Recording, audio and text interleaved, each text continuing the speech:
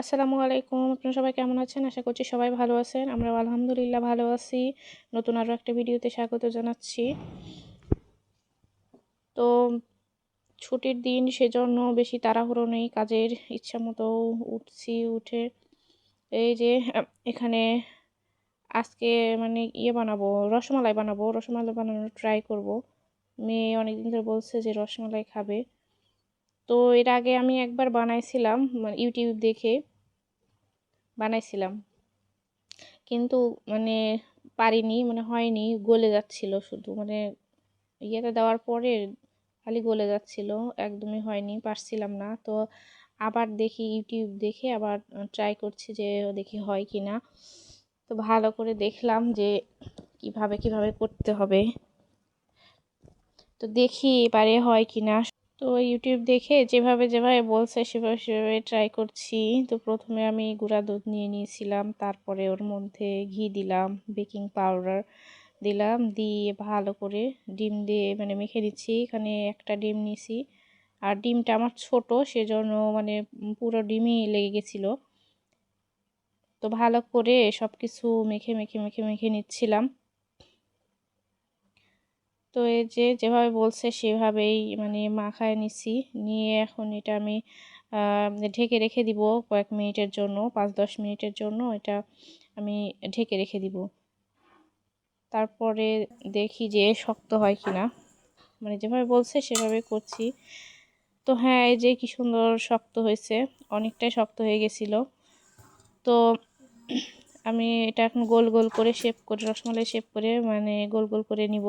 তো সেই জন্য হাতের মধ্যে ঘি দিয়ে নিচ্ছি, যাতে হাতের সাথে লেগে না যায়। তো ঘি দিয়ে তারপরে অল্প অল্প করে ওখান থেকে নিয়ে গোল গোল গোল গোল করে রসমালাই শেপ দিয়ে বানিয়ে নিচ্ছি। এই যে এভাবে গোল গোল করে সবগুলো বানিয়ে নিব আমি। এই যে এভাবে বানিয়ে নিব গোল গোল করে সবগুলো।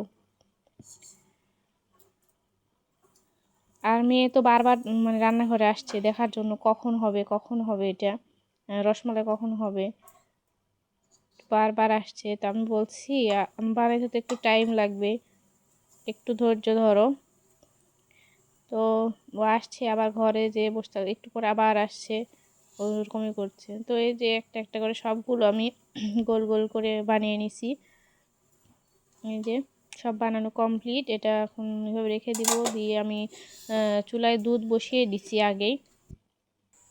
তো চুলায় যে দুধ বসায় দিছি, আর বরফ এখনো গলেনি দুধের, ওই যে বোঝাই যাচ্ছে দুধের বরফ এখনো গলেনি।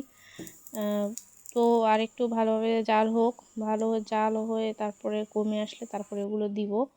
তো ফ্লেভারের জন্য এখানে 3টা এলাচ দিয়ে দিলাম, যাতে ফ্লেভারটা ভালো আসে। আর এদিকে আমি এখনো রান্নাবান্নাও করব, রান্নাবান্না করতে হবে। তো সেই জন্য কড়াইয়ে যে তেল দিলাম, পেঁয়াজ দিলাম, দিয়ে এখানে ভালো করে নেড়ে চেড়ে নিচ্ছি। তো আজকে মাছের ঝোল করব, শুধু জলপাই দিয়ে মাছের ঝোল করব পাতলা করে। এদিকে যে দুধে বলক চলে আসছে, বরফ গলে বলক চলে আসছে।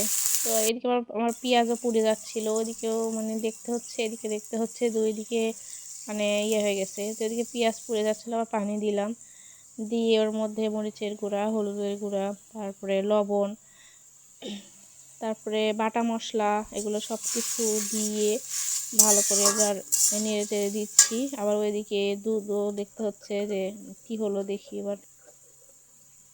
তো এই যে দুধ এখনো জাল হতে আছে, দিয়ে রাখছি। তার এদিকে আল্লাহ করছি যে আল্লাহ এবার যেন হয়। আরেকবার তো নষ্ট হয়ে গেছিলো, একদম বানাইতে পারছিলাম না। তো এবার যেন হয়। তো ফাইনালি এবার ভালোই হয়েছে, সুন্দরই হয়েছে, এবার বানাইতে পারছি। মেয়েও মজা করে খাইছিল।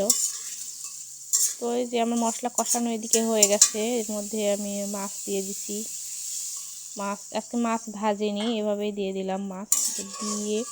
এর মধ্যে জলপাইও দিয়ে দিব। এই যে জলপাই দিয়ে দিলাম। দিয়ে এখন এর মধ্যে আমি পরিমাণ মতো পানি দিয়ে দিব, যেহেতু এটা পাতলা ঝোল করব, সেই জন্য পরিমাণ মতো পানি দিয়ে এটা আমি এখন ঢেকে রেখে দিব। তো আর এদিকে আমি মানে দুধও আমার অনেকটা কমে এসেছে জাল হয়ে হয়ে, তো তোর মধ্যে আমি এখন চিনিও দিয়ে দিব। এই যে দুধ অনেকটাই কমে এসেছে, তো এখন এর মধ্যে আমি চিনি দিয়ে দিব। তো চিনি দিয়ে ভালো করে আবার জাল করে নেব। এই যে দুধ কিন্তু অনেক কমে এসেছে, মানে ঘন হয়ে এসেছে। তো এখন আমি এর মধ্যে রসমালাইগুলো দিয়ে দিব, ওর মধ্যে একটা একটা করে সবগুলোই আমি দিয়ে দিব। তো ধীরে ধীরে দিচ্ছি যাতে ভেঙে টেকে না যায়। তো সবগুলো দেওয়া হয়ে গেছে। এই যে ফাইনালি একটু জাল করে নিছি, নেওয়ার পরে এই যে অনেক কমে এসেছে আর ঘন হয়ে গেছে আরও দুধ। তো একটা তুলে দেখাচ্ছি কেমন হয়েছে। অনেক ভালো হয়েছে, এরকম ছিল না এর আগের বারে যখন বানাইছিলাম না, তখন এরকম ছিল না, একবারে দেওয়ার সাথে সাথে কেমন একটা নেতায় পড়ে যাচ্ছিলো, গলে যাচ্ছিলো, তুলাই যাচ্ছিল না। কিন্তু এবার দেখছি অনেক সুন্দর হয়েছে। এই যে রস মানে চুষে নিচ্ছে অনেকটাই, মানে অনেক সুন্দর হয়েছে এবার।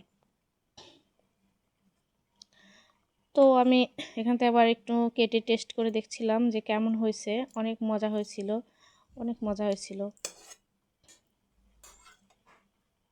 তো এখন বাড়িতে এইভাবে বানিয়ে বানিয়ে খাবো, মাঝে মাঝে যখন মন চাবে তখন বানিয়ে বানিয়ে খাবো। বাজার থেকে কিনলে শান্তি করে খাওয়া হয় না। তো এই যে আমার তরকারি রান্নাও হয়ে গেছে, আমি এখন চুলা বন্ধ করে দিচ্ছি, আগেই রান্না হয়ে গেছে আমার। তো আর এদিকে মেয়েকে আমি মানে খেতে দিচ্ছি, ও তো একবারে খাওয়ার জন্য পাগল হয়ে গেছে। তো ওকে খেতে দিচ্ছি, দিয়ে ওকে জিজ্ঞেস করছিলাম যে খেয়ে দেখো কেমন হয়েছে, মজা হয়েছে কিনা। তো বলছিল অনেক মজা হয়েছে, অনেক খুশি হয়ে গেছে ও। আর পুচকিকে দিচ্ছি, ও খাবে না, কারণ ও মিষ্টি পছন্দ করে না সেরকম, ও খাবে না। তারপরে যে এটা বিকালবেলা, বিকালবেলা ছাদে আসছি মেয়েদেরকে নিয়ে, ছাদে কাপড় তুলতে হবে সেজন্য ছাদে আসছি। আর ছাদে আসলে অনেক ভালো লাগে, চারিদিকে সবুজ সবুজ গাছপালা, এই যে সবুজ গাছ, মানে অনেক সুন্দর লাগে ছাদে আসলে। তো এদিকে আমি কাপড় তুলে সব কিছু তুলে মেয়েকে দিছি যে একটু বাসায় গিয়ে রেখে আসো, তাছাড়া আবার কুয়াশায় ভিজে যাবে, একটু পরে আবার কুয়াশা পড়া শুরু হবে, সব কাপড় ভিজে যাবে। তো আবার বাসায় গেছে কাপড় মানে রেখে আসতে। তো তারপরে যে রেখে চলে আসছে। তো আজকে এই পর্যন্তই, সবাই ভালো থাকবেন, সুস্থ থাকবেন, আল্লাহ হাফেজ।